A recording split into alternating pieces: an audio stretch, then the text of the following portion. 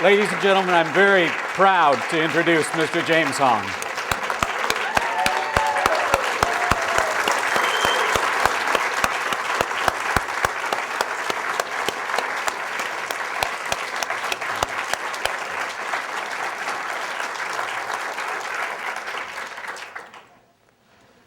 Once again, thank you so much for being here and sharing your time. Thanks to the Screen Actors Guild Foundation. Doing a wonderful job. I saw all the work you do there. You know, they have classes for free classes for co-reading and also reading of books to children and other groups. All kinds of things. And we'll have a little reception there, so feel free to come over. Hi, Mickey, how are you? Some of my students are here, and of course, all my family. I think everybody's family out there. It's the Hong's night, I think. But I'm so glad you took the time to come here. I was a little afraid that the heat might stop you from coming and the traffic at this time of the day. But I thank you for coming. But now, I must warn you because my wife said, when I told her that this is one of those events where a person talks and I'm going to talk for 2 hours. And she says, well, everybody will be bored to tears.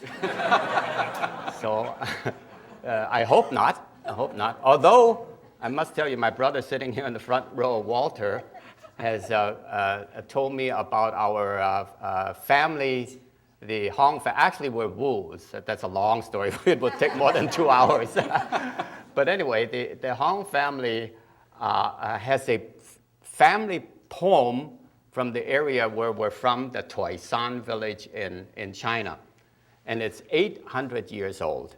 Somehow, each generation, when they have a name, it's written into this poem, and it's handed down all through the years till now. And he read it the other day, and he assured me everything is okay because he says, from the wings of heaven, we will arrive to making.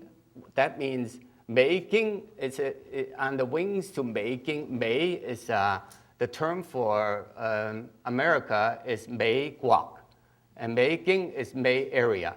So 800 years ago, they predicted that I would fly here and be in this country. So I'm okay.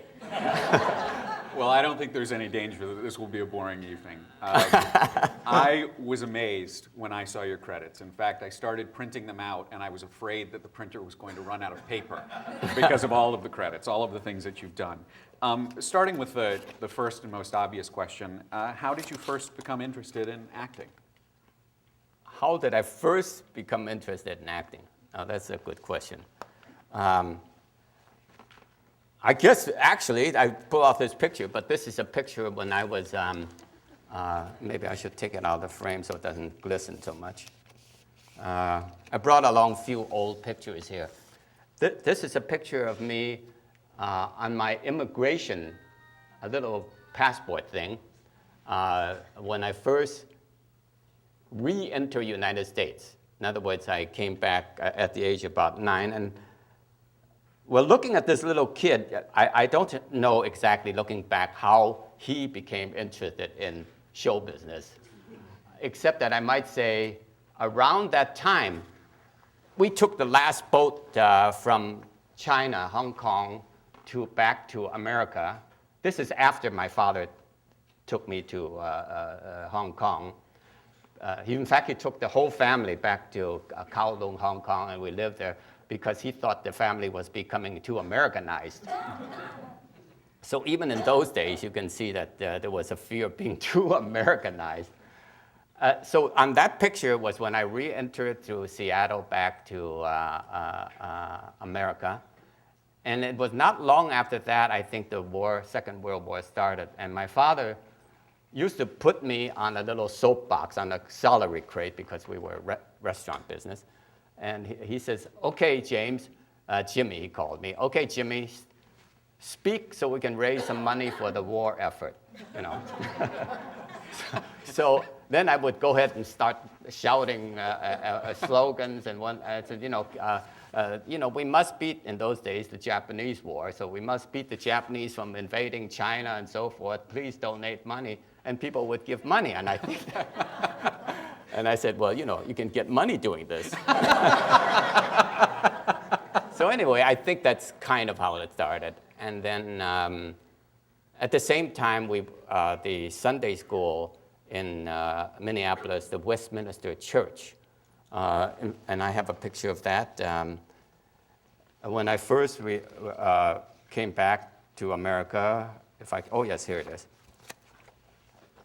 The Westminster Presbyterian Church in Minneapolis took us all in because they were interested. And there's a whole history about that's being written, about how the Chinese Americans settled in Minneapolis, Minnesota, and the Twin City was, of course, St. Paul, and how our family was, we were the Chinatown. And Chinatown, Minneapolis, mind you, consists of 2 stores.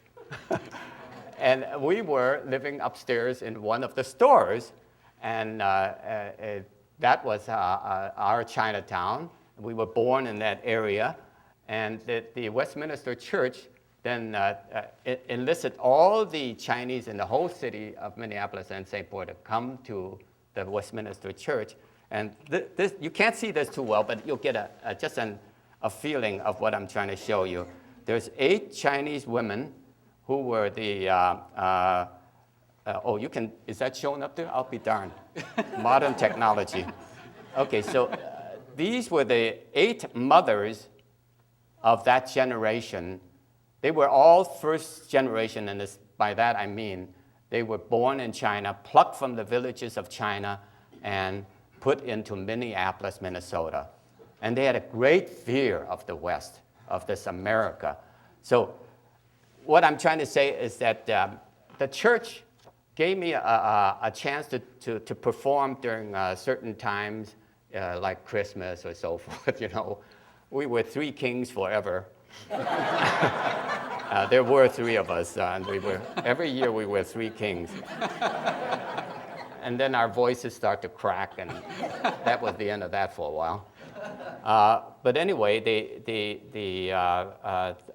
that gave us the chance to perform in Sunday school, so that probably was another big help to learning about yourself. And we did little skits, where I think I remember one where it was about the peach pie. I played both the little boy who was trying to buy, "Can I have a peach pie?" Then I would put a mustache on. "No, you can't have a little peach pie." So I remembered it, so it must have made a great impression on me. And that's how I first started. And was that what you meant? That is exactly what I meant. I'm amazed you remember those lines. You want the whole thing? Well, let's see how we're doing. I also read that in college you were a stand-up comedian. Can you tell us about that? About what? Being a stand-up comedian. Okay. I'd like to go back just a tiny bit before that. Discovering myself in so-called the performing arts on stage. And as you can see, Minnesota is not the place to be an American Chinese. Because there were, to give you an idea, in my high school, of Central High School, there were probably 2,000 students, and I was the only Chinese American there. So in a way, I thought it was Swedish. Yeah. Really, they used to call me Nels. That was my nickname. And I used to talk like them, all the Swedes talk. And I used to go to the next door neighbor to eat s'more. Yeah. So, but don't laugh, that accent finally paid off because I did it in World's Greatest Lover with Gene Wilder. He loved that Swedish accent. And I learned a lot from Gene Wilder. And it's worth mentioning. He said, what he taught me was that one day I think I went up to him, I said, "Well, how about the character I'm playing say this, And he says, no, we've done that before. And so I've learned a lot from that. I went back and thought, yeah, I guess in class or in acting, we shouldn't do too many things that you've done before in the previous scene. always approach the scene from another angle, the humor from another angle, even if it's sort of the same humor, but attack it from another viewpoint. I think you'll so-called milk the heck out of it, you know? And then in junior high school, I had a role as a villain already. So it's funny, in junior high school, I was accepted in the class play. In a melodrama, I was playing the villain, you know. But then in high school, when we did Barretts of Wimpole Street, the British drama, they look at me now at that time, then when you're high school graduating, they said, well, what should we do with James Hong, you know? He doesn't fit in Barretts of Wimpole Street. So there was one part of a doctor, so it was between myself and this redhead, Robert Quinrow, I remember his name, very good friend of mine. And he got the job, you know, so as to say, because they just didn't know what to do with a Chinese American, even in high school. So that overlapped into college. I wanted to, you know, I was studying engineering because, and that's a long story, because the Chinese, especially my parents, didn't want me to be in acting because they thought that would be the last rung in the ladder of professions. You laugh. But so they said, be a civil engineer, be a doctor, be a lawyer, be any great profession. Don't be an actor, you know.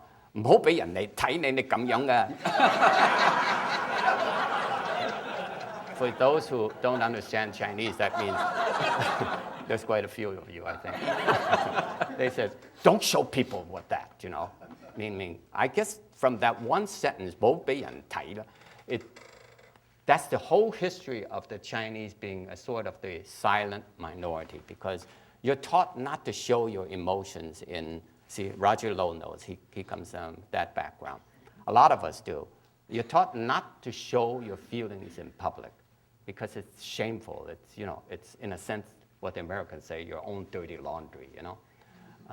So did you know when you were in junior high and high school that that's what you wanted to do, even though you knew it wasn't what your parents wanted?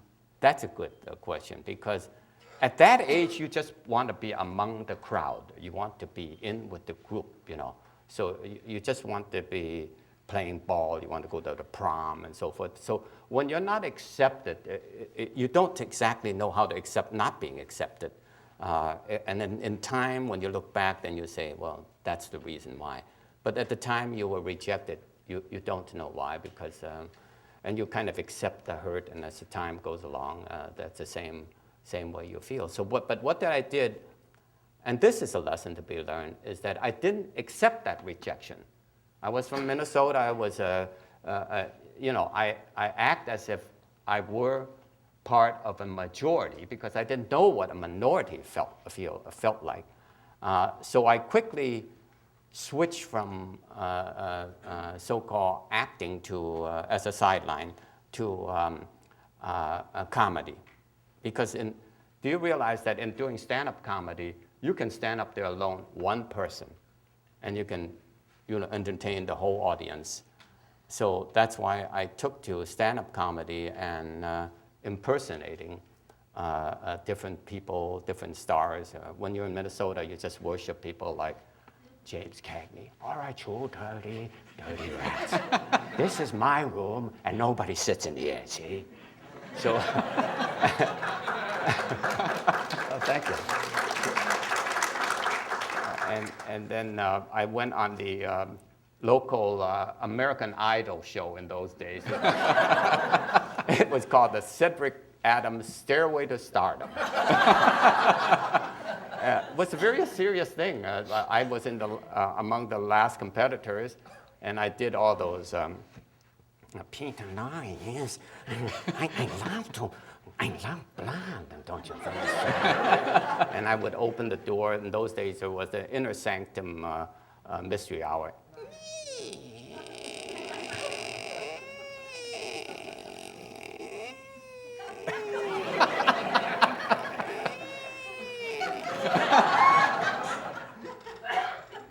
Good evening, ladies and gentlemen. This is the inner sanctum mystery. Welcome.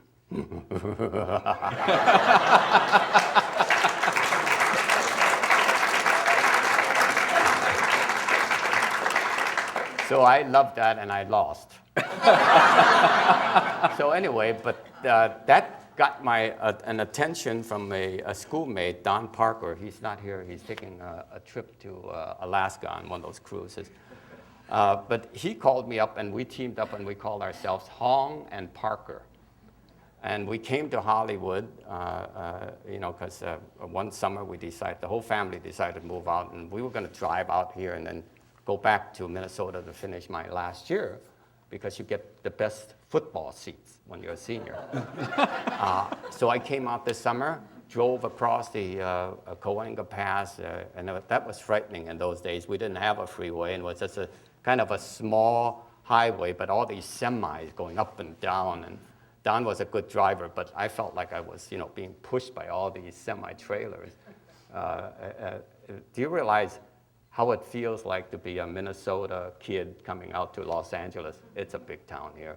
And we drove straight to Walter's house on Vermont. Berendo, wasn't it? Berendo?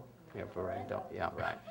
And they told us all about the big city. And when we drove down, Don and I finally drove down Sunset Boulevard, past the original Hamburger Hamlet in those days. This is 1953. Hamburger Hamlet. Have you seen that original Hamburger Hamlet on Sunset? And in the front row where there's a little railing there, eating his hamburger was Jack Palance. We both we said, there's Jack Palance. Wow. So I think from that moment, we fell in love with Hollywood. And then that summer when we were out here, before I went back to, supposedly go back to Minnesota, I got on the Groucho Marx show. At that time, it was You Bet Your Life. Some of you may have seen the replay of those black and white shows. And I was a contestant. And they got me on the show that summer because I could do they found out I could do these little quirky impersonations, And so Groucho handed me his cigar, and he says, can you do me? And I says, Groucho Marx, that's me. You bet your life. So, that, on and on. And I got the second biggest fan mail for that show ever. And then I got a telegram, too bad I don't have a copy of that, a telegram from a nightclub in San Francisco called the Forbidden City. Some of you may have seen the documentary about Forbidden City. That's the only Asian nightclub, aside from some small ones. But Forbidden City was a fabulous club. And asking me if I would go up there, and he said he would have a job for me anytime, as long as I wanted. But I stayed in Hollywood, and that winter, fall time, I didn't go back and get my seats in Minnesota, and study engineering, got my degree in USC in civil engineering, and got my civil engineering license, practiced making roads for the county of Los Angeles, in that building down on Main and 2nd. And, but I was still interested in show business. I wanted to be an actor. And so, but I wanted to be also an engineer because I wanted to prove to my parents I was worth something. So I would draw these lines, one line. This is after 5 years of engineering. One line for the curb and a couple lines for the gutter. So then I would pass that road map to the next guy. This is civil service, and I draw the one line. I repeated this day after day, and then I said, but in the meantime, I was doing extra work. And then I got on my first film. The first film was Soldier of Fortune with Clark Gable. And then the second film was with John Wayne in Blood Alley. third film was with Bill Holden and Love is a Many Splendid Thing. I said, gee, this is pretty easy. So I have to know how. So I quit engineering. How did your parents respond to this? They didn't know what I was doing. When did they find out? And well, let's see. I think it dawned on my father finally what I was doing. So I was a pretty good actor, right? So finally, when I was a few years later, I was called to do the last son, Charlie Chan's son #1, and going to London to do the Adventures of Charlie Chan in London. And so we had a going away party at the restaurant. We had a restaurant in Whittier that my brother and I literally built with our hands, you know. And Jade did the painting, my sister. She's a very good artist. I don't know how many paintings she did, maybe 2. But anyway, it hung there, and we called it Hong's Restaurant. And so we had a party there, a going away party for me, and the newspaper came, and the Whittier News. I don't know if Nixon was there or not,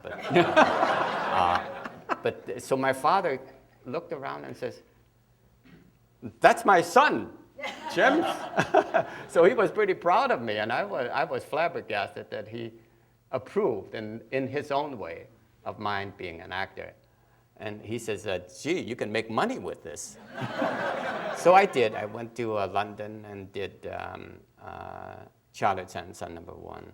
This is a story on top of a story. Just before that Charlie Chan acceptance, and this is a lesson to be learned for all actors and striding actors, is that that Charlie Lowe gave me that telegram, all right? So I accepted. I finally when things were slow, when kind of slow, I said, maybe I should do a nightclub. Maybe I should school myself in doing nightclub in Forbidden City for a few years, learn tap dancing. There was a guy named Tony Wing that was a great tap dancer. And he knows, yeah, and tell jokes, do my little silly impersonations and that, you know, and then go on to the Catskills like Pat Morita did, and then become a funny guy and earn a steady living maybe, instead of being just waiting for the next job as actor.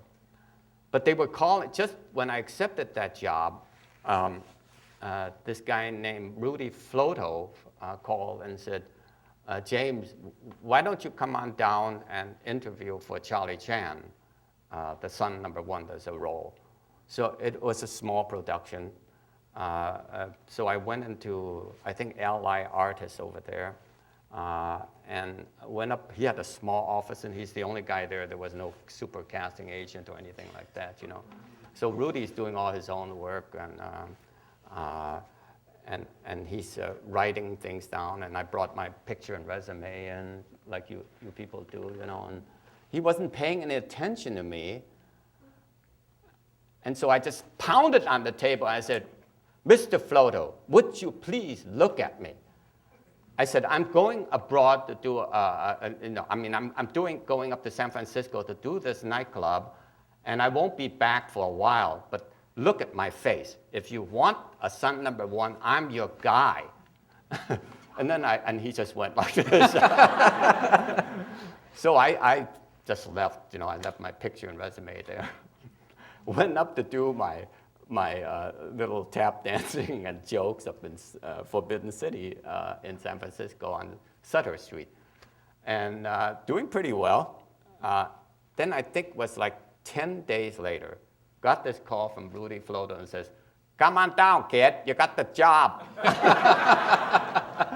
So it's just something to be learned in the sense that sometimes you have to be assertive, you know? For some reason he remembered me. I don't think I even did an audition in reading the script or anything. Maybe he just took that. Something I taught my students, right, Nikki? Since he's been my student for 1 month, he's gotten 3 jobs. I can't believe it. Stand up, stand up, and stand up, stand up. I want you to stand up.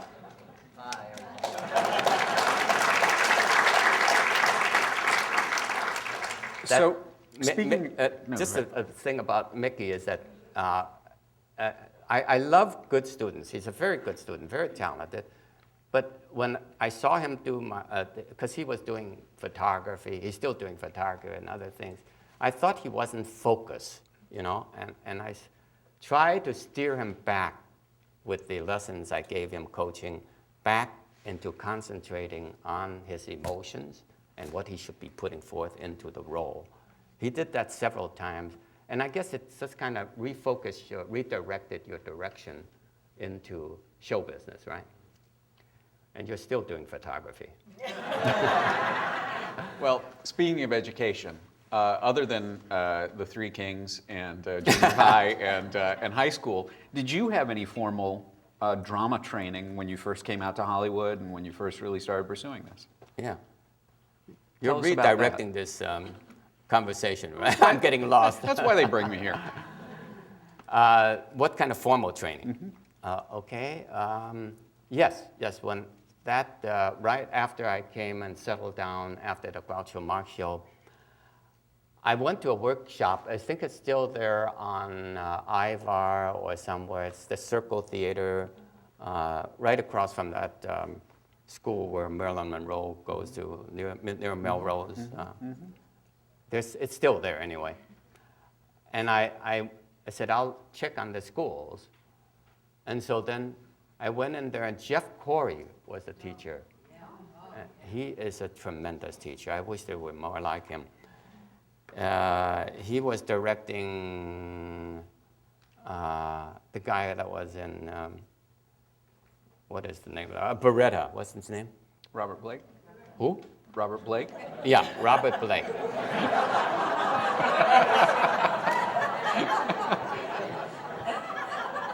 Actually, he's very famous. So anyway, Robert and another ingenue, and I forgot her name, Jeff was giving them lessons. He's sitting here somewhere like this, and he's trying to tell Robert and this other beautiful young lady, who was mainly a musical comedy person. He was trying to get them to forget their image, like Robert as our gang kid, and the other lady, forget her musical singing and dancing. So he had them jumping up and down the set back there in that little theater, and hollering and whooping. And I saw that at work in a sense of shaking your emotions, you know what I mean? Shaking them loose and finding their real emotions, put them back into the scene. I learned a lot from Jeff, and so he was my first teacher, and then Jeff then got too busy and turned the class of, by then it got to be, I started that class, and then there were like maybe 10 other Asian Americans who wanted to train themselves, because they never, prior to my coming, in a sense, they were all just, you know, in it for the buck, so as to say. Nobody really took too many lessons. So we all congregated and took lessons from Joseph Sargent, who is another outstanding teacher. Who knows Joe? Nobody's taking lessons from him, but he taught, back there. Oh, yeah, Daylene. Oh, Daylene, she's a classmate of mine. Wonderful actress, what an actress, really an organic type of an actress. But Daylene also is very well known for writing. She won an Emmy writing. So I must say that in the class, that Joe taught, everybody, and this is a good word for all of you who are striding actors, everybody in that class got an opportunity to act in the profession. They each one had a role or two and got commercials and whatnot. So some of them went on further up and some quit, but they all had their chances. So in a sense, if you stay with it long enough and train well, you'll get a chance. It just depends what you do with that chance. Are you prepared? And have you really trained yourself? Did you get all your emotions out and then retrain them? So from Joe, we went this class continued for about 2 months, and he went on and won an Emmy or an award of some kind. He became a great director. Since we're on the subject of acting, and since I'm sure that we have a lot of actors here in the audience, can you talk a little bit about your process? Is there a particular school that you follow, or is there, how do you prepare for the roles that you play? Mm-hmm. That's a good question. That's a very good question. It's a hard question to answer because each one of us are so different from one another. I guess you take the script, as I try to remember when I was just starting, because now it becomes sort of routine. But you take a script and you read the lines, you get familiar with the lines, and then you try to find out what did the writer mean in this piece of work? What is he trying to get at? In other words, you study the scene. And what you learn in class about scene study, now you apply to the scene. And you try to rephrase, after you learn the dialogue, you try to rephrase the dialogue in your own words, making yourself think what's behind those words in your own thoughts. And then you try all those exercises and the methods that you've learned in class, and keep trying to do it in different ways. In other words, I find that a lot of actors just rehearse something and stick with more or less 1 or 2 ways of doing that role, doing the scene. But no, I think you should do the role, the characters in many different ways, and do the scene in many different ways. Because you sit here or you study that scene, you don't really know what the producer and director has in mind. So you have to try it in different ways and hope that you hit the 1 or 2 things that he's after. And sometimes when you come out of the interview room, you said, well, why didn't I try that, right? Everybody here, why didn't you try that? Because you weren't really prepared. You didn't think in terms of different ways of doing the scene, the different emotions that the character could be having in the scene itself. I'm sure when Daleen writes a character, she has many emotions written into each character, well-defined. And you, as the actor, then have to redefine it in your acting. And I find that when I'm studying it, as I'm doing the scene or rehearse with somebody, all these little emotions, little things that happen to James Hong, as I showed you in the, whether it's Minneapolis or Kowloon, Hong Kong, or different things start to come into play. And each one of you have a background that's very unique and different. Your background and little cells, little molecules start bouncing off. You got to listen to those, and then somehow they gel together and point out the direction for you to go, and be very organic about it. I wouldn't over-rehearse something so that it becomes too patterned. Any director and producer can pick out something that's just like a reading, a practice reading, too many rehearsals, and that you still have to open yourself up and take what the director. And I find that in an interview, you should ask the director or producer, in most cases the director, some questions about the scene and character. Then what that does 2 things. You'll find out about the character, about the scene, and it puts you at rest. You put him on the hot seat because he now has to think of the material and says, well, now this scene is, and he may not have studied that well, who knows. So he has to define the scene and the character to you.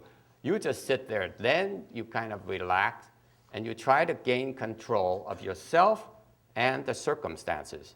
You don't want to be in an interview where they control everything and you feel so small and scared that you can't even get your words out, or you're just reading for the sake of reading. You want to be there so that you can look at them in the face and listen to them. Okay, if this is what you want, then you want to look down at the paper and then you give it to them. You know, put yourself into that part and give them the character that they described. And be ready for the director say, can you do this? You know, then he'll give you a total different instruction, and you have to then pull up all your training and background and do that scene a different way. And can you do that? He's testing you. That's great advice. Let's talk about a specific example. We saw a little bit from Blade Runner, and the part that you played in that film, Chew, was, you're too young for that part now. You must have been about 15 when they filmed it. How long ago was that, do you remember? 80-something. Yeah. I wasn't born yet. But but talk about how you prepared for that role, because you are playing, I think, an ageless character.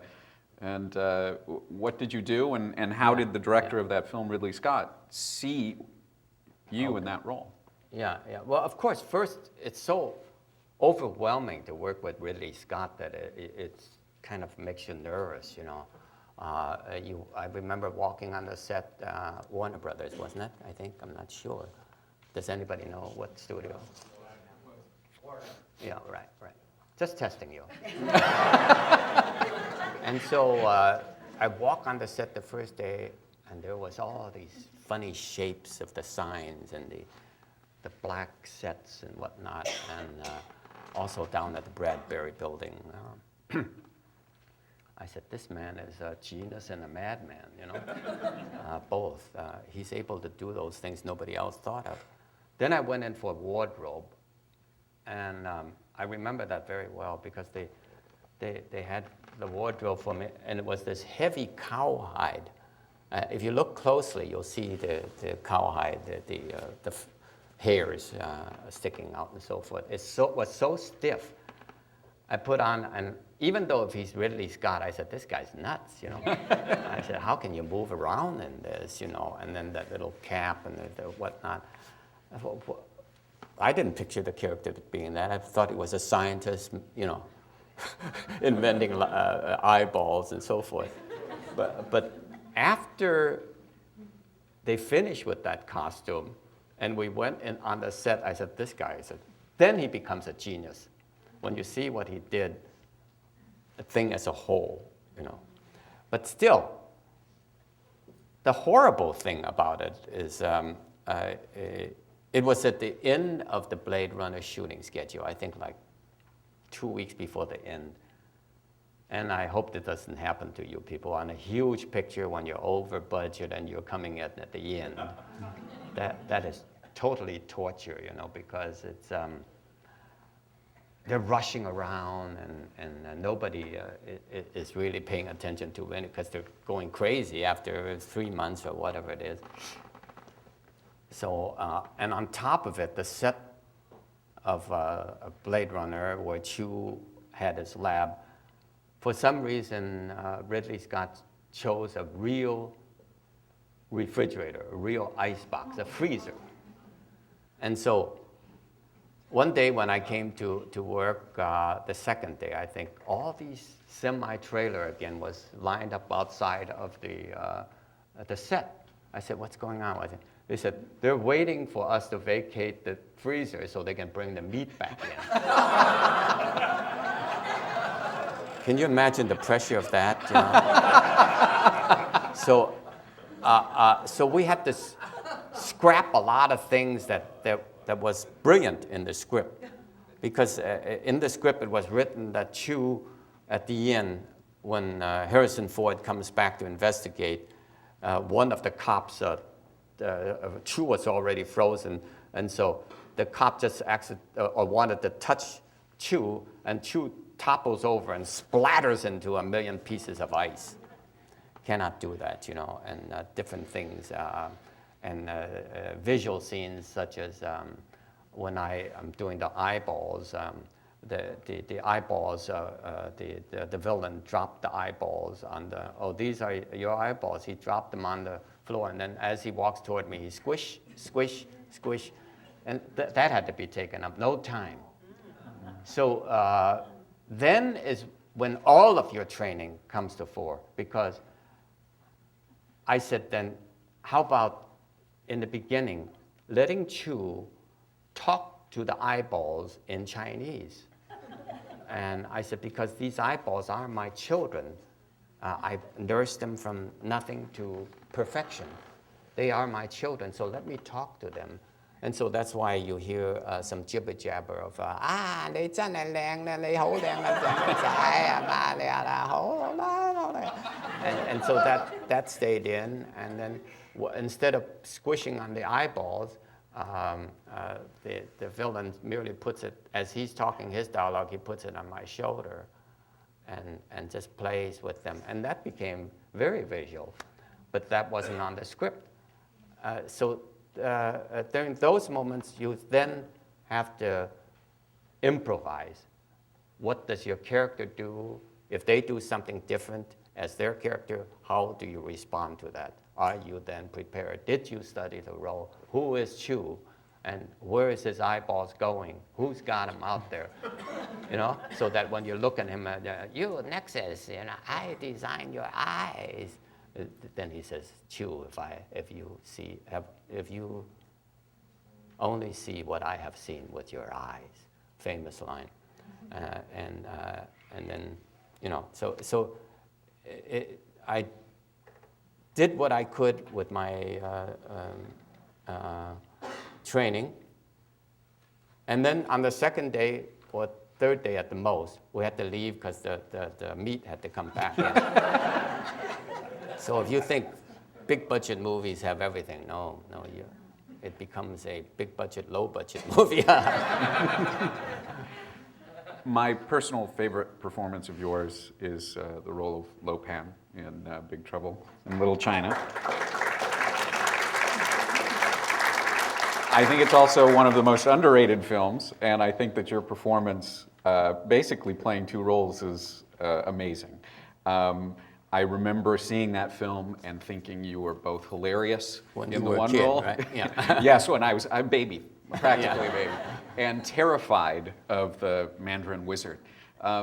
So can you talk about that film and that process and how you developed these two very distinct characters? Have we got that much time? Sure. Well, to start from the very beginning, as far as the interview, because interviews are very important to the people here. So I came in. Who's the director now? That was John Carpenter. John Carpenter. Just testing you. Yeah. John Carpenter called me in, and of course we all know he's a great director in those horror films and science fiction and so forth. So I was prepared, talking about lumping in preparation.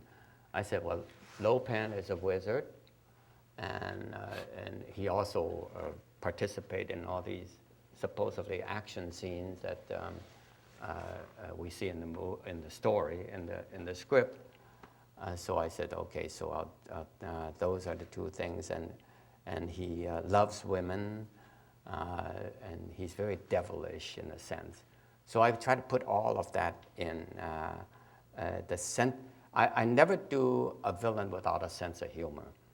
And so I think that sense of humor came through in Lo Pan when he says things like, indeed, you're not put on this earth to get it, Mr. Burton. Different things. And we ad-lib lines like when I roll up in that wheelchair to the PV and I see somebody entering. Now this really pisses me off to no end.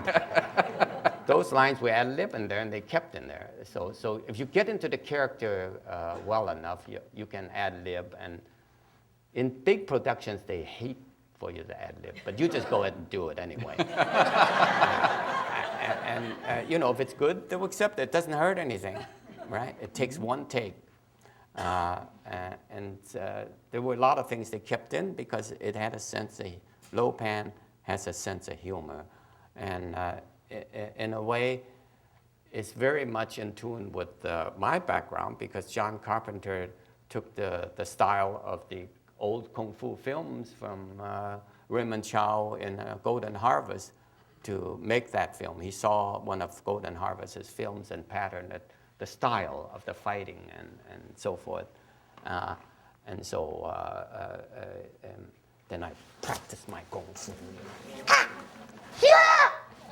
Different things.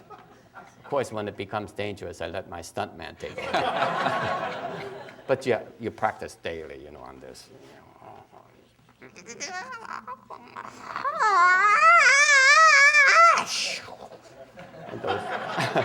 Those little things like, and the Chinese are always in those little, before John Carpenter and all those films, they always go like this, And for some reason, there's little powers that come out of here. You dare laugh. Anyway, so they do that. From as far back as we can remember in the Chinese film, they had this thing. And the little things come out and fight in the air. So I thought, well, I'll do something different. I'll go like this. And because Victor Wong was a funny guy. He was the other guy in that fight, old man fighting me. He didn't have a chance. They only let him win in the script. So anyway, it was lots of fun. And talking about underrated, you said, when they tested that film out in those markets where you have a questionnaire, and you give answers, I was told that it had won the highest ratings of a research, film and research. So it was destined to have big box office. But sometimes we actors do our best job, and all the other people who grubbed and slaved in that picture, we just do our work, but you have no control over it, because the guy who owned the studio, I think he had some kind of infighting with whomever on the production, and he simply never fight with the boss, because he says, just take the budget from the advertising into this and put it into my next film or whatever. And we were totally helpless. So that film came out and didn't get much attention because there were no marketing for it. However, in the countries like Australia and Japan, where they had the campaign behind it, was #1. And the only so-called reward we had from that, the people who worked on it, was the fact that there's a cult following for that film now, see? So the audience spoke the truth for that film. But in a way, a success with that film would have probably turned my career around. So in a sense, you're in the hands of destiny. No matter what you do, sometimes you can't control the so-called politics and what they do with the film after you finish. Same thing with, if you don't mind me saying, the Black Widow, where I did the scenes you saw with Deborah Winger and Teresa Russell. It was definitely one of the best jobs I did. I really prepared for that dope addict. I didn't smoke the stuff, but almost. But I put all my so-called preparation off stage before I walk into the scene and so forth, so forth. So I was really in tune. When the camera rolled, I just became the character, and it was a great feeling. It feels like you're flying when you're doing a good performance, So I didn't listen to what my mother said about don't show your emotions. I just did what I did the best for that role. And Bob Rafelson in Thailand, I was doing another film there, and he stopped me in the lobby, and he was backpacking to go around the world and also to help promote Black Widow. He says, your role has gotten so much good comments. He says, everywhere I go, your role gets the first comment. He says, when I go back to Fox, I'm going to mention to the studio that they should nominate you for an award. So I said, that's great, that's wonderful. So I was feeling pretty good. After I came back from Thailand, about a month or so afterwards, I got this wonderful little note from Bob Rafelson. He says, I try my best, but the studio said it was too early in the Academy Awards season and that it didn't get enough box office. So what am I to do about that, right? Neither of those circumstances I had any control over. So sometimes you can do your best job and still you don't really get the recognition you so-called deserve. So in that sense, I've learned just to do a character or do acting the best I could, and the rest I simply just leave behind me in the sense of whatever happens. Good segue, because sometimes you can't do that. Talking about Chinatown, you were in that film, and then 16 years later, played the same role in the sequel to Two Jakes. Mm-hmm. How did you approach that? And did you have to go back to how you felt from the original and recreating the role?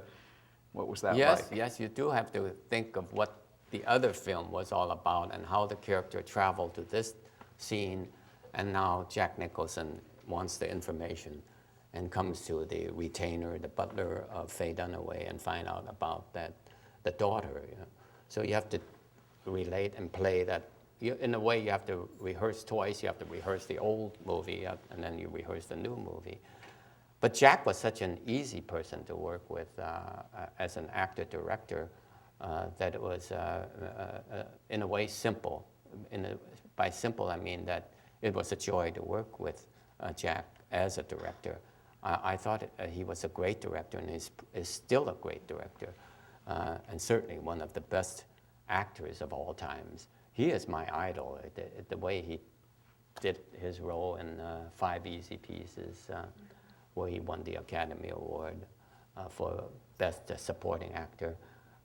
He just had that intrinsic know-how of being himself. And again, we love his sense of humor. It's that same thing. If you play yourself and put yourself into the role and roll with it, it's going to show. But if you're too bottled up and hold your emotions in and do what my mother said, don't let people see it, then you're sunk. So in a sense, you have to let it all hang out for that role and go with it.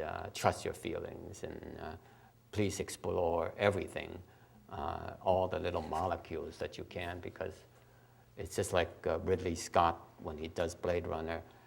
I find that what I learned from him was that he was never satisfied with the norm. He was all, like on the sets and so forth, he was well, how did he ever think of that little thing there, or the gadget that I'm wearing, or this laboratory, and all those scenes with the girl tumbling and crashing into the glass. He must have stayed up nights and just and never got any sleep of thinking, exploring everything in his brain and saying, no, that's too usual. I got to do something unusual. So same thing with you. You cannot sleep. You just got to keep thinking what you can do, what you can give that role that is different, and that is really you. Not somebody else. You can't copy. You got to dig out some little thing that happened in your childhood, that happened recently, I don't care what it is, but that makes you you. You have to bring that to the screen, and then people will love it. Because why? They've never seen it. They don't know the real you. So they're not looking for somebody else to do the scene. They're looking for what you have to offer, and you've got to explore that and learn how to bring it forth in a play. I read something on IMDb that as soon as I read it, I assumed it's probably not true, but you'll tell us, that you had auditioned for the role of Mr. Sulu on Star Trek. Is that true? I think it was at Columbia, there on Gower Street. I think it was that studio, I'm not sure. By the way, who produced it? Paramount. Paramount? So it was Paramount. It was Paramount, you're right. I was going for the audition for that role, and then George Takei was coming down the sidewalk, and coming, in those days there were turnstiles that you had to go through. He was coming out. I went, as I was going in, I said, well, how's it, George? And he said, oh, it's just another one of those.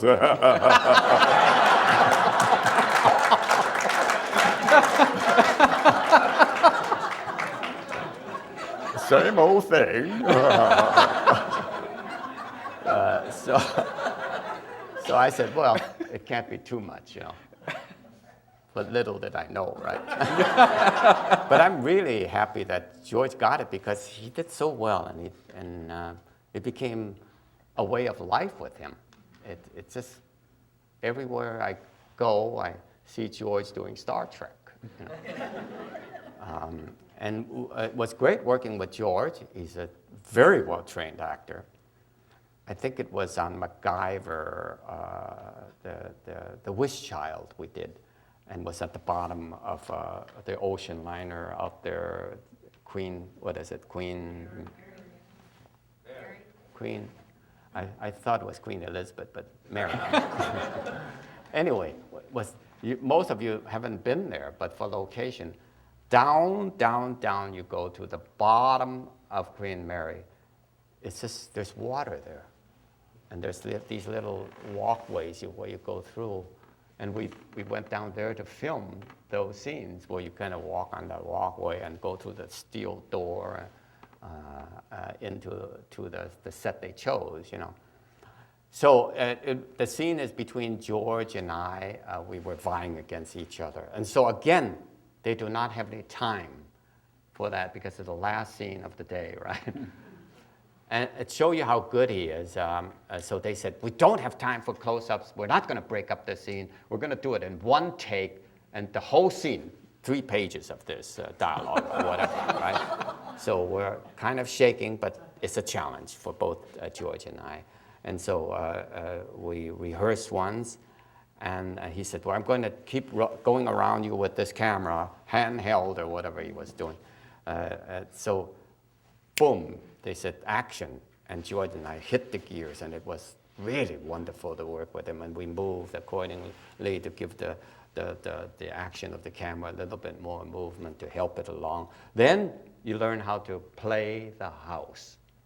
That's very important, play the house. And I learned that how to play the house when I was a comedian. You know, you learn how to play all the elements. I saw this done by Burt Lancaster, Go Tell the Spartan. He knows everything that's going around him. He has eyes all over the place. And at the end of the scene, you better have done what you should have done because he'll know. No wonder he's a star. You know, he just has the facility. So George and I hit all these notes. You know where the camera is, but you're still, your attention is on George Takei, the character, but on your peripheral vision, you see all these things happening, and you jockey a little bit to make sure that you're getting a good close-up and he's not blocking. Well, George is an expert at scene stealing. A wonderful guy. So we did that, cut, and that was it. And again, that's exhilarating. When you are a trained enough actor and you do something with another actor that knows exactly what he's doing, and you hit the mark on take one. It's beautiful, you know? And with Sinatra, you better hit it on take one. The once I worked with Sinatra, Never So Few, they're about to roll the camera, and he says, okay, everybody, now listen, you better get it on this take, because I just do it once. And everybody's going like this. But that's the way it is. He just loves spontaneity. Do it once. He doesn't like to repeat it over and over again. So again, you as the supporting actor, of which I am, you have to know your stuff. It's tough to be the supporting actor. Why? Because you have to live up to the expectations of the star, the director, the producer. You're hired to do that job, to come in 1 day, 2 days, or whatever it is, and be as good as everybody else. It's like doing Seinfeld. How many years were they together before I started? It wasn't too many because I was in the very beginning. But they're absolutely brilliant, and they know each other. They know each other's manners. They don't even have to look at the other guy. They know how to answer and so forth. And you're expected to go in there and be as funny or funnier than they are. So in a sense, you have to be on your toes, and you have to draw all your trainings as that comedian. And again, you have to play the house. By that, I mean, when you're a comedian, you learn how to talk to this person in the front row and also direct your attention to that person. Good comedians always do that. They talk to each person in the house. And as a good actor should, you have to play the audience, because they are the third character. I'm up here with you, but that person there is the third person.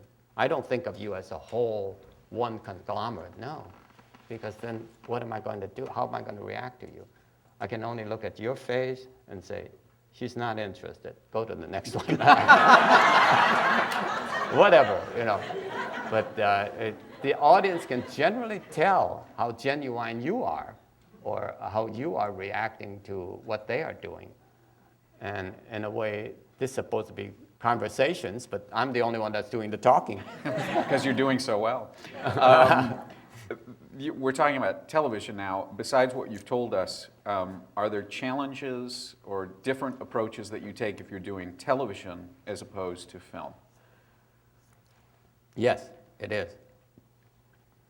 I was brought up in television in a way because most of my roles, like the first 3 movies I did, were very small. In Soldier of Fortune, I merely was talking on the telephone, talking Chinese as a young soldier, communist soldier. In Blood Alley, I was accompanying Victor Sen Young, who was raping Lauren Bacall, and I was shouting Chinese. And Love is Many Splendid Thing, I had more to do, but 90% of it landed in the editing floor, because in those days, some of it you may have read or remember, if there's anything too pink, you stay away from it. So the story of Han So-young took place in China. And so the scenes that I and Bill Holden had took place in Chongqing, or in the rural areas of China. And as we were doing the scene, I can remember I was the driver and I had dialogue, but they didn't know I had none. But anyway, Bill got out of the car during one take and he says, "Mark my word." He said, "This will land on the editing floor." And he was right. Because the studio did not want to take any chances on footages that would so-called be pink. So because then it would be, they were brought before the board of McCarthy, like Jeff Corey was. Jeff Corey did not work for a long time there. When he was coaching me, he was not working as an actor. He was a teacher because he was on the blacklist, for I forgot what, or he never told me. But there were a lot of great talents that were put onto the blacklist. And so therefore, in a way, all the dialogue scenes I had in Love is a Many Splendid Thing were snipped out and thrown away because it was in the wrong part of China. What was the question? It was about how television is different from films. Yeah. So anyway, being schooled in television, you learn how to do things fast. To give you how I learned during my early days is that I remember very well at Warner Brothers, we were shooting all those westerns. I think it was Laramie and Clint Eastwood's series, before he went over to do those westerns, spaghetti westerns. And many, many, many westerns were made at the time when I began my career. And so you walk into Warner Brothers, And it was one of those huge sound stages, and they would have rows and rows of makeup table. And this was Laramie, this was blah, blah, and you just go to that table and you get made up and you go do that Western. So it was great schooling for me to be in TV. I wish you people had that opportunity to do that.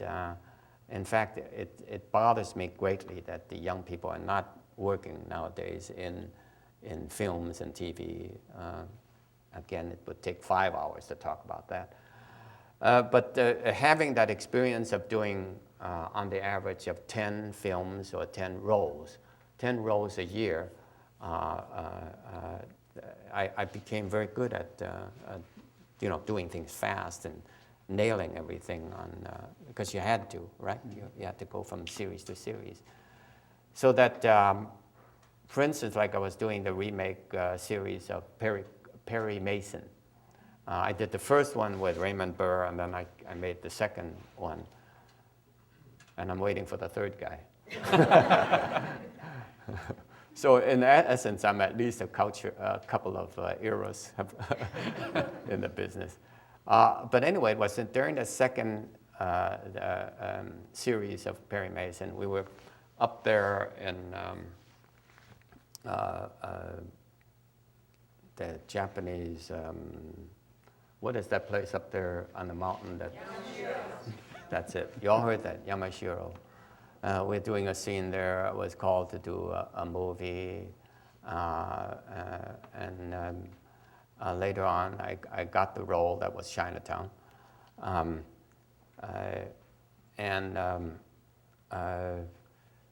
Went from Perry Mason to Chinatown. Perry Mason, we just take two. Okay, wait, that's all we can do now. Take two, cut, that's it. And so that's in the can, right? And I went down to that little house on near Griffith Park. I forgot the name of the street. That house where Faye Dunaway, not her beautiful house, but the house where she was hiding the child. And I remember it very well because it was the first day, first scene, and Jack Nicholson was walking up parked his car and walk up to the door, and I'm supposed to be at the door to answer the door. So it hadn't gotten to the part where I answer the door yet. He's just driving up the driveway and walks up to the door. So when I report to work, it was on the 20th take. And so after about 22nd take, and I'm just relaxing, I said, wait a minute, because I was so geared up by Perry Mason, right? What am I going on? I got to hurry. Got to be on. I know my lines. But let's go, But after the 22nd take, the crew was hauling these cables around some more, and he says, how many times do you have to do walking up the driveway? So in a way, that's the difference between super major motion pictures and doing TV, is that,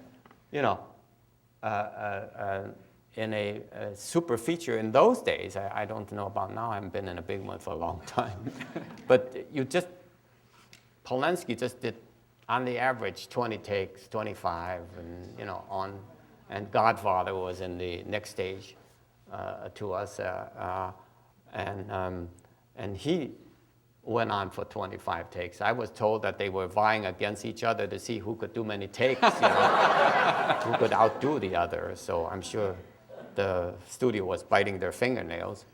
But both were big hits, the first Godfather and Chinatown. In fact, Godfather is, in a way, knocked Chinatown out of the box office because they were such a big hit. But Chinatown stayed on as a classic, as you well know, because of that script.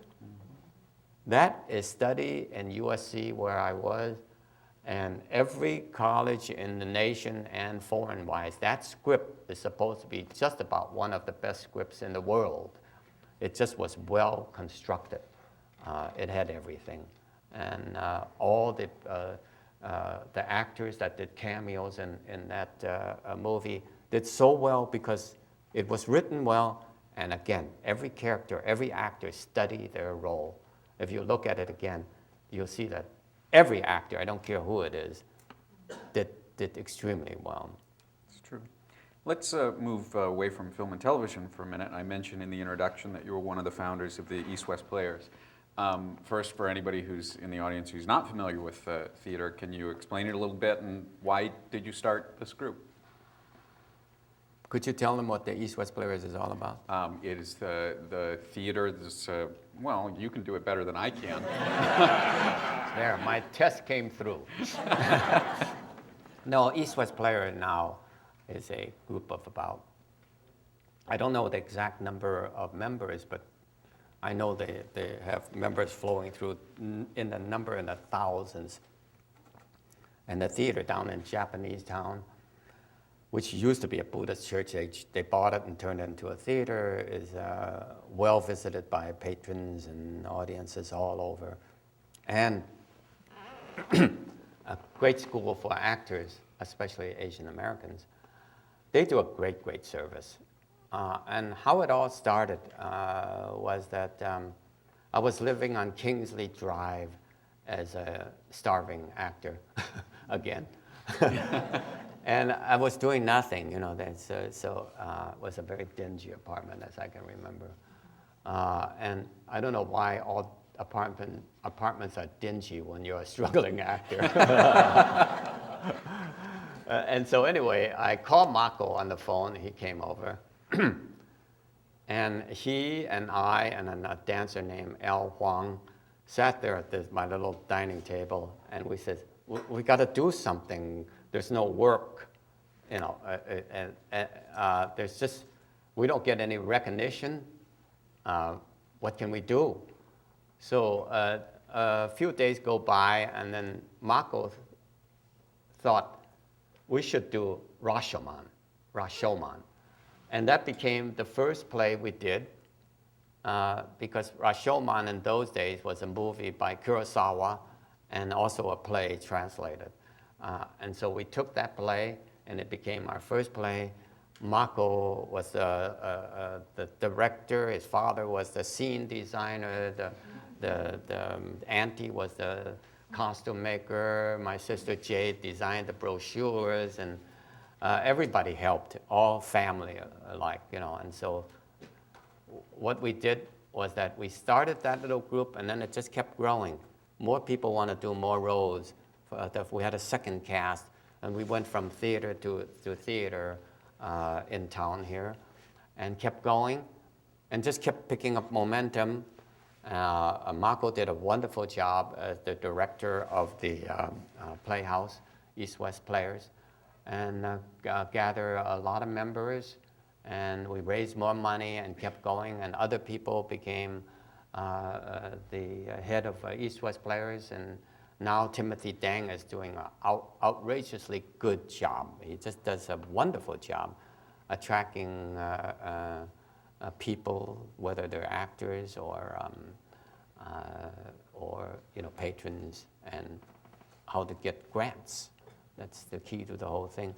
And they do, those who are looking for an opportunity, no matter who you are out there, please check the East-West Players, because they do have a great network of services. Let's move on to the, I guess, political aspects of this. The Asian and Asian American community is still very underrepresented in film and television. Why do you think that is, and what do you think the solution is? If I could answer that, I would be a wizard. One of the meetings we had here, not too long ago, maybe a year ago, we asked the Asian American actors to come here and meet to see what we could do. And I came to the meeting, and I was flabbergasted. Almost as many of you sitting here now were that number of young people who came because they wanted to know what is wrong with the industry. Why are they not getting employed?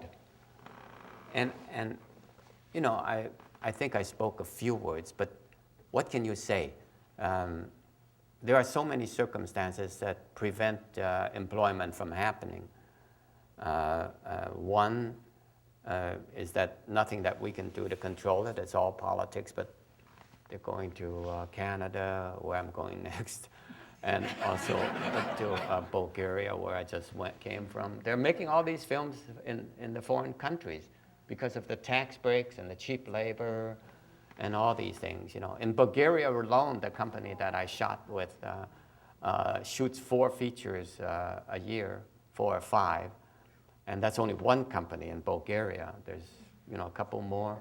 There's more in Romania, there's more in Czechoslovakia and so forth, all over. And New World, Roger Corman is the forerunner in knowing how to do this.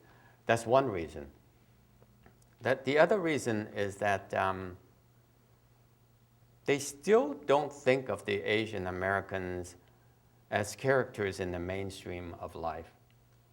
In other words, when you look at TV and movies, do you really see any roles that are Asian American, so as to say, being portrayed by Asian American actors in that program? You don't. There are only a few, a handful. I think B.D. Wong got a running role, and Ming-Na was on ER, and maybe a few kiddie shows or whatever. But on the whole, the casting and producer and directors don't think of, okay, here's a stockbroker, here's a lawyer, here's a doctor in the script. Let's just call in everybody to play it and see if, and since he is a doctor, call in the Chinese American actors and see if they can play it. There's very few opportunities for the Asian American actors, especially the young people, because you don't see, again, in these teenage sitcoms and so forth, Asian American actresses and actors.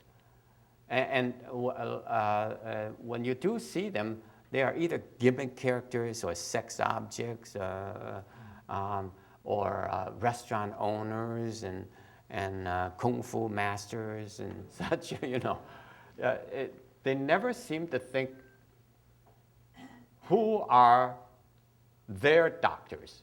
Who are their lawyers? Who are their stockbrokers? Who is their financial manager? Right? If they look around here, they'll see who it is. Is there a solution? Is there a solution? Is there anything that we can do, that the people in the audience can do to change? Key Luke, you remember Key Luke? The guy that played the blind kung fu master in Kung Fu. He and I sat in the curb waiting for a scene to be lit. He says, Jim, you're too impatient. Wait until China becomes real big. And I think he is getting there. I'm sure he's listening in.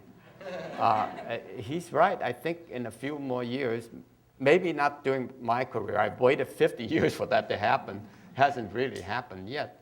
But hopefully in some of your young careers that this will be happening.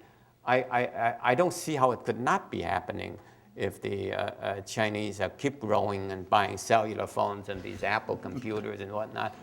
They want films that have themselves plus the white people in their cast, right?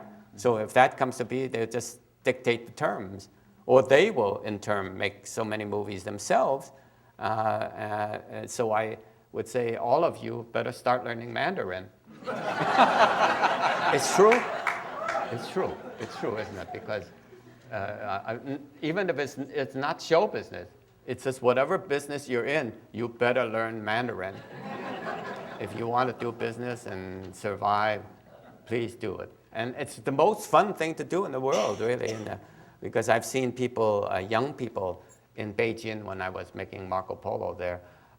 The people that have the most fun were these young people backpacking or just in any way they can. They stayed in China, learned Mandarin by going to the language school and becoming a worker in China in the offices. And there's great demand even at that time. And this is 1982. So, now they're going to buy out, what oil station is that? That's right. What? Unocal. See? I think you're right. And I think... See, what we don't know, we just ask. It's true. I think that is the solution, and the other solution that I would encourage, just because I have to do my job too, is, make your own movies. Don't wait for Hollywood to give you the opportunity. That's true. I think the community needs to That's make true. films That's true. like Better Luck Tomorrow. Really. Yeah, right. I think to answer your question more directly is that I've never rested. In a sense, my daughter says, James, Dad, you really got to take Pilates or Tai Chi more or something and relax. But, I'm like my brother, Walter. We're almost all Chinese. We're workaholics. So in a sense, I was always rehearsing for comedy or drama or something, never resting. And when things got slow, I went and sold movies for Roger Corman for New World. I learned distribution. I learned how to make films. I made a few films. And really, now's the time for you to make films. I was too early. Because with all these camcorders, digital and everything, anybody who's got an idea out there or ambition, you can just go ahead and make a film. Even if you ask your mom for $1,000, you can do it. And if you got 2,000, you got an extravagant budget. That's true. So I would encourage everybody, and like they say, everybody, isn't that right, Daitlin? Everybody has one good script, right? So please, get that script down or get that story or improvise it. I don't care what you do, but get that camera, get that crew, and get out there and shoot. I know Dickie would agree with me. Dickie and Linda, when they were young, they did King and I. Everybody in the family was doing movies. But if you're around now, you could simply pick up a camera and film anything you want to. With a little organization and learning from certain production companies or whatever, go ahead and do it. It may be a winner. Who knows? That's definitely one way to help, because you cannot control what call you are going to get next from the casting or producers. As I told you right now, they're not really thinking of you. They're not thinking of the Asian Americans as, hey, let's go get this person, let's get Miss Wong, let's get Charlie Hu over here to play this part. They're not thinking that. So you have to create your own opportunity, whether you're going to write it, direct it, or shoot your own thing. And I know there's a lot of efforts being directed toward that end, and I wish you all luck. Me too. With the time we have left, let's How take much some time of these do we have questions. 2 hours. No, got about 10 more minutes. Wow. So let's we've got some questions from the audience. This is from Jade. It might be your sister. Yeah. Tell us your experience in making a film with the dialogue all in French, which we saw a clip from that. How was it working on that set? Yeah, that takes 2 hours. But that's a good question. I did that with Lily Sobieski in Paris. It took us about 2 months, my time anyway, maybe almost 3, with a director named Samantha Lang. And it's very ironic that America doesn't think of me as a leading man. For some reason, the French did. As old as I am, they put me in that leading role. And I don't think it's on sale here, though, unfortunately. It only won some awards, but not the big awards. But at least I got an opportunity to do a leading role opposite a very nice young lady, very talented. And to me, it was a great film in a sense of experience and the film as a whole. I wish I can have a special showing for anybody who wants to see it. Maybe we can. I do have the cassette. But what it did for me, I live opposite Notre Dame. I could practically reach Notre Dame and work with all these wonderful French people. And the whole script was in French. And so I, for the first time in my life, I said, I don't know if I can do it. I don't know. I woke up being frightened because of all these huge dialogue in French. at 74 or 3 or whatever it was, I just didn't trust myself to remember. But I learned 400 French words. Woke up in the middle of the night, put the earphones on, and by rote, I learned all the dialogue in that. So that's a lesson to be learned. If at 73 I can do it, you can do anything, right? You can just do anything if you set your mind to it. We have another question here from, and I'm sorry if I destroy your name, Micah Jamat. Have you ever been? Who? Micah Ja? Micaiah. I thank you. Where? Raise your hand. Yes. Micaiah asks, have you ever been cast in a role where you didn't have to play a magnificent Asian, but were cast just because you were simply one of the best damn actors around? Yes, several. One was a film called Shadow Zone. And most of these films are low-budget films because, fortunately for me, they need a name for the role. And in Shadow Zone, it was just a scientist, a science fiction film. It was, in fact, it had a German name. I forgot it, the scientist. And they were going to say, change the name to Mr. Wong. I said, no, keep that German name. So I played a scientist with this German name. Why? Because in Germany, there's a lot of Chinese. And it doesn't matter what their names are, right? They could have had a fake passport. It's true. So that was one typical. Oh, what is this? 100% Jews.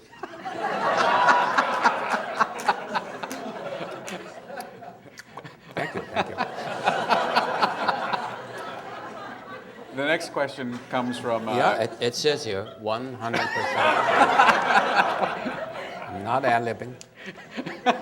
This is not a product placement.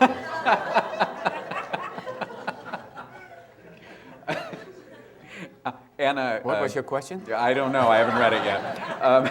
Anna Calafia asks, any favorite roles... Where are you? Oh, yes.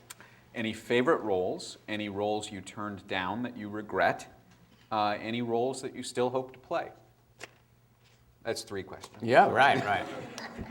Any roles I turned down, they were very few.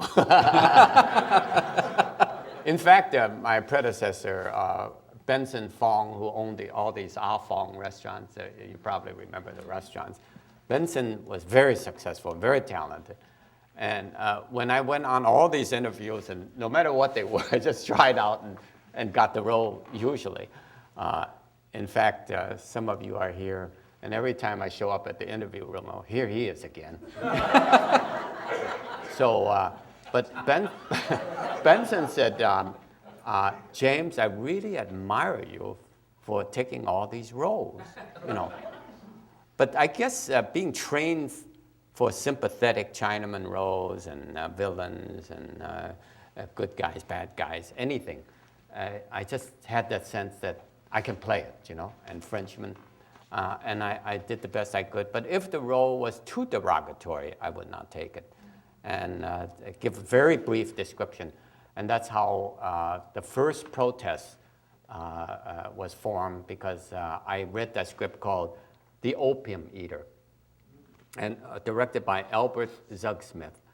And I said, we can't do this script because it's all about these slavery girls, opium, and prostitutes and whatnot. This is terrible. This is when I was young and Hollywood was young in that sense for Asian American films. So I said, we got to do something.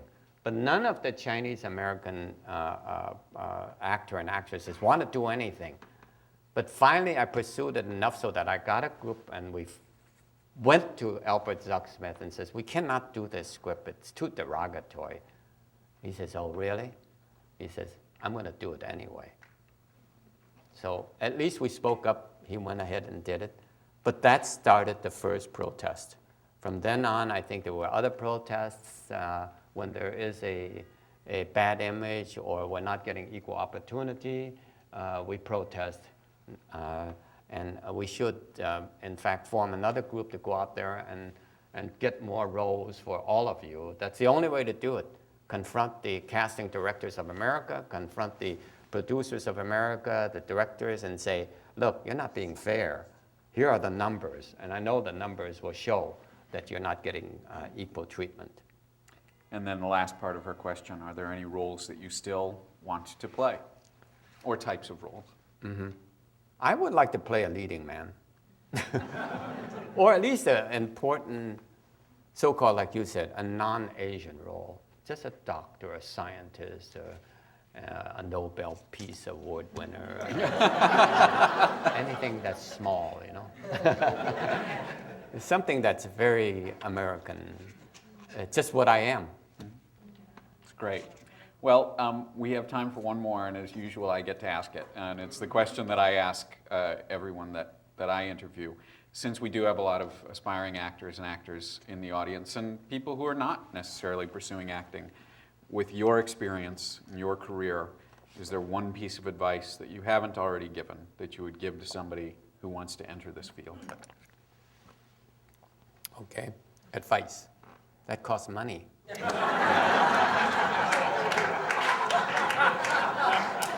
Nothing's free in this world. But before I answer that question, I'm having a small reception at the foundation room down the.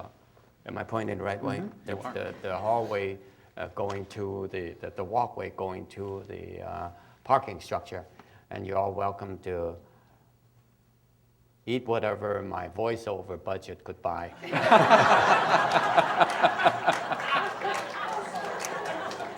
But in a way, that's a whole nother topic. I hope you all are voting. Is it over yet, that vote? A date to vote on the voiceover for games and so forth. Actually. But anyway, that's a whole new a profession. All of a sudden, I'm a voiceover artist. You know, before this, we never heard of it in a way. We just thought there was a certain group that did voiceovers and another group that did on-camera stuff. But now everybody's doing voiceovers, right? All of you that do voiceovers, let me see your hands. That's good. That's good. The rest of you are family, right here. But in a way, you have to do voiceovers to survive. So what was your question? Advice. Oh, advice. That's what my advice is that you should just try everything. Try everything, be seen, get out there and do your thing, work at it, refocus your direction, make a schedule for yourself. What are your goals? What are you doing each day to accomplish it? Portion your hours accordingly and go for it, and not just be night clubbing all the time, you know? Although that is fun, but you just have to have that budget or the schedule of your time, what you are doing with your life. And then, it's, you know, at least give it a real college try and go for it. And if you're butting your head against a stone wall, then you have to take another profession. Just so you don't have to do the commercial, I will. If you didn't get enough tonight, you'd like to learn more about James, or if you would like to join his classes, you can visit his website, which is jameshong.com. Oh, that's a good commercial, thank you. That was product placement. James, thank you so much. Okay, so I'm going to excuse myself there. But do stay. There's at least one free item that he's going to hand out. And we're not going to tell you how you receive it. You'll find out. I'm going to take my 2 cups of hot water. James. Well, let's see. Thank you so much. Stay here.